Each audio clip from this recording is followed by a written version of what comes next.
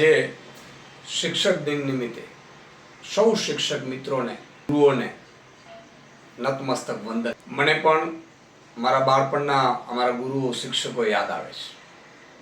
હું જ્યારે 6ઠા 7મા ધોરણમાં ભણતો ત્યારે મોવાની સ્કૂલમાં અંબાલાલ સાહેબ, સોમા સાહેબ, આ બધા એટલા પ્રેમાળ હતા. 1 થી 5 ધોરણમાં પણ એક અમારા બેન હતા, આમ અપંગ હતા, પણ એટલી એમની આંખ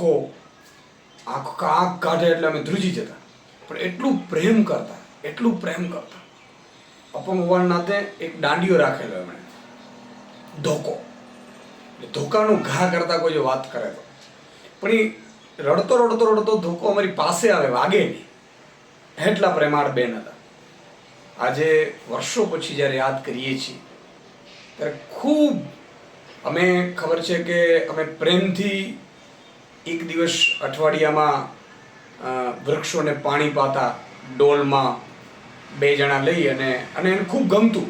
કોઈ અમને કહે કે આજે તમારે વૃક્ષને કોને પાણી પાવાનું છે, એટલે અમે હરખ પદુડા થતા કે બેન અમારો વારો લો, સાહેબ અમારો વારો લો. કારણ કે એક એની મજા હતી.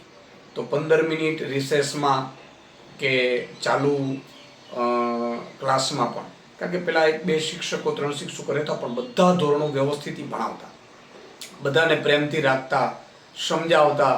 હું ક્યારેક સ્કૂલથી ભાગી જતો તો બેન મને ચોકલેટ આપતા કે લે ઈશુદાન તું ચોકલેટ ખા. એ કેટલું બધું એ સમયે એ ભાવ હતો, પ્રેમ હતો. કારણ કે સ્કૂલથી ક્યારેક ડરતો ને તો હું એવું થતું, ક્યારેક હોમવર્ક ન થાય તો બેન મારશે તો સાહેબ મારશે તો, એવી ભાવનાઓ હતી. અને સ્વાભાવિક છે કે દૂરથી આવતા હતા ત્યારે શિક્ષકો, એટલે અમારા ગામમાં જ ભાડે મકાનમાં રહેતા. તો અમે વાર તહેવારે એમને ત્યાં જાતા, એમને ત્યાં બેસતા, એમને ત્યાં વધારાનું શીખતા. એક પરિવારની ભાવના હતી. ત્યારે આજે ડૉક્ટર સર્વપલ્લી રાધાકૃષ્ણના જન્મદિવસને જ્યારે શિક્ષક દિવસ તરીકે મનાવવામાં આવે છે, ત્યારે સૌ મારા ગુરુઓને 8 થી 10ના, 11, 12ના બધા ગુરુઓને અત્યાર સુધી જે મારી જિંદગીમાં જેમણે પ્રત્યક્ષ કે પરોક્ષ રીતે મને મદદ કરી છે, સૌને વંદન કરું છું, યાદ કરું છું. બાળપણની યાદો તો ખૂબ છે, એક પુસ્તક લખાય એટલી યાદો છે. પણ આજે આ દિવસે મને અનેરો આનંદ છે. અને સૌ આજના બાળકોને પણ મારી વિનંતી છે કે એ યાદો અત્યારે છે એને માણજો. ભવિષ્યમાં તમને એ યાદો ખૂબ આવશે.